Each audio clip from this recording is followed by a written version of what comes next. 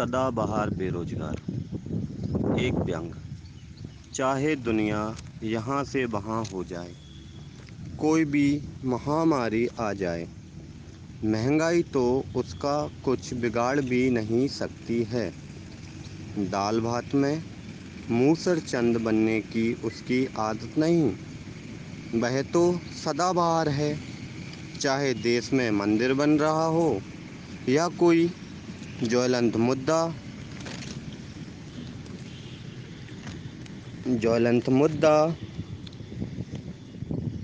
अपने आप को खड़ा कर रहा हो। ये भाई साहब जानकारी सब रखते हैं, परंतु इनके बस में अभी कुछ नहीं है। माना यही तो देश का भविष्य है। पिछली बार जब नेताजी विधायकी में खड़े हो गए थे, तब ये भाई साहब बहुत खुश हुए, क्योंकि नेताजी ने इनको ही उनका भाग्य निर्धारित करने का टेंडर जो दे दिया था और देश का भविष्य निर्माता कहा था। बहुत खुश हुआ वो उस दिन। जीतेगा भाई जीतेगा, नेताजी के पीछे पीछे कहते हुए चला भी था वह। लेकिन नेताजी के दिन कुछ दिनों बाद बदल गए थे। अब उसके दिन बदले, यह शायद वक्त को भी मंजूर न था और ना नेताजी को, क्योंकि यदि उसके दिन बदल जाएंगे तो फिर जीतेगा भाई जीतेगा कौन कहेगा? कौन कहेगा?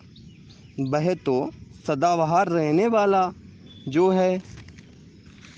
नए कर, महंगाई की मार, सारे देश की जनता त्राही त्राही कर रही थी, परंतु उस पर कोई प्रभाव न था, क्योंकि उसे कुछ फर्क नहीं पड़ता। वह बेरोजगार जो था, ना पहले कुछ था उसके पास और ना अब। चाहे नए नए वेतनमान लागू हो रहे हों, नई घोषणाएं हो रही हों, परंतु उसे क्या फ़र्क पड़ेगा? कुछ भी तो नहीं। आज उस पर ना महामारी का कोई असर हुआ है, क्योंकि वह क्यों प्रभावित होगा? उसका काम धंधा बिल्कुल भी बंद नहीं हुआ, क्योंकि वह ना पहले कुछ कर रहा था और ना अब, परंतु सोच जा रहा था कि काश अब कुछ बदले, या फिर मैं रहूं सदाबहार बेरोजगार। चिंता करूं या फिर चित्त लगाऊं इसी बेरोजगारी में। बदलता देखूं देश, या फिर मैं भी बदलूं। नहीं नहीं, नहीं नहीं, अभी तो मुश्किल है।